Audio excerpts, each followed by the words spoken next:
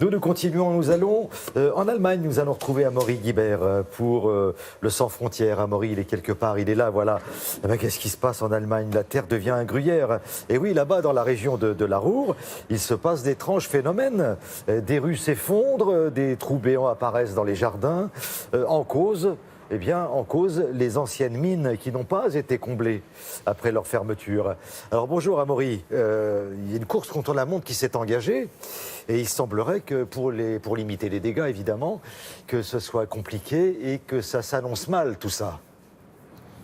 Oui, bonjour Thierry, bonjour à toutes et à tous. Effectivement, imaginez Thierry, vous partez le matin au travail, vous sortez de chez vous, vous cherchez votre voiture et votre voiture a disparu, elle n'a pas été volée, elle a juste été engloutie dans le sol. Et bien, ce genre de mésaventure, ça arrive assez régulièrement aux habitants de cette région de la Ruhr qui a été pendant des années un haut lieu de l'exploitation du charbon en Allemagne et en Europe. Il y avait des centaines de mines en activité. Aujourd'hui, la plupart ont fermé, mais ces mines, eh bien, on ne les a pas comblées, c'est-à-dire les galeries, les cavités sont encore vides aujourd'hui et c'est pour cela que le sous-sol de la Ruhr est devenu un gruyère. C'est pour cela que ce sous-sol s'effondre régulièrement. Alors les autorités tentent bien de réagir, mais il faut bien dire qu'elles sont un peu débordées par l'ampleur de la situation, comme on va le voir dans ce sujet que nous avons réalisé avec Brice Boussoir et Michaela Vert.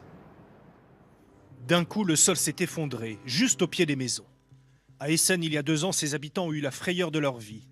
Évacués en urgence, ils ont finalement pu revenir chez eux après des travaux dans la rue, mais ils ont dû prendre leur mal en patience.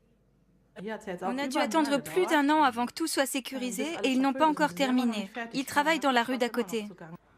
Dans cette région minière de la Ruhr, les effondrements sont fréquents, parfois très spectaculaires.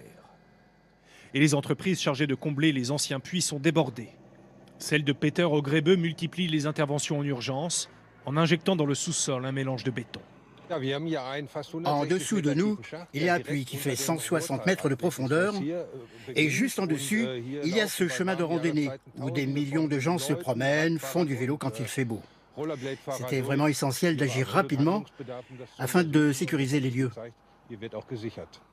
Pour les habitants de la région, la terre qui s'effondre, cela fait partie du paysage. Ça me fait peur, surtout quand il y a des chantiers de construction dans le voisinage. On a peur que tout s'effondre autour. Bien sûr, on se fait du souci. Moi, je regarde sur les anciennes cartes où sont les maisons par rapport aux anciens puits. Je me tiens informé. Sauf que personne ne sait exactement combien il y a de sites dangereux. Aucun recensement n'a été fait, des prestataires interviennent au cas par cas. Quand il s'agit de terrains privés, les autorités ne le savent pas forcément. Et c'est bien là qu'est le problème. On ne sait pas exactement ce qu'ils font. Est-ce qu'ils font une étude complète des risques? Que font-ils comme travaux?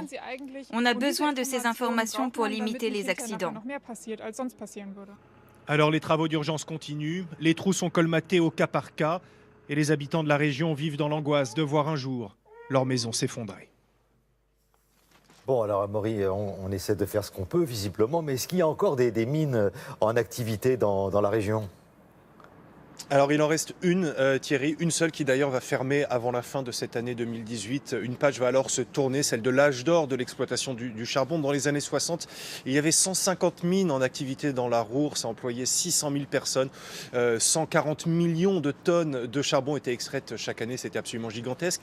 Cette page-là se tourne, mais l'Allemagne n'en a pas fini non plus avec l'exploitation minière. On en a déjà parlé ici même, il y a encore dans le pays des dizaines de mines à ciel ouvert de lignite qui sont en activité, qui tournent à plein régime, et ça a aussi des conséquences sur le paysage avec des villages qui doivent être évacués pour permettre l'agrandissement de ces mines, des forêts qui disparaissent. Ce sont des situations assez aberrantes que dénoncent depuis des années les écologistes allemands qui pointent un peu le paradoxe de ce pays, l'Allemagne, qui est engagé dans une transition très ambitieuse vers les énergies renouvelables, mais cette transition énergétique, elle prend du temps, et en attendant, eh bien, l'Allemagne doit compter encore pour quelques années sur l'exploitation du charbon.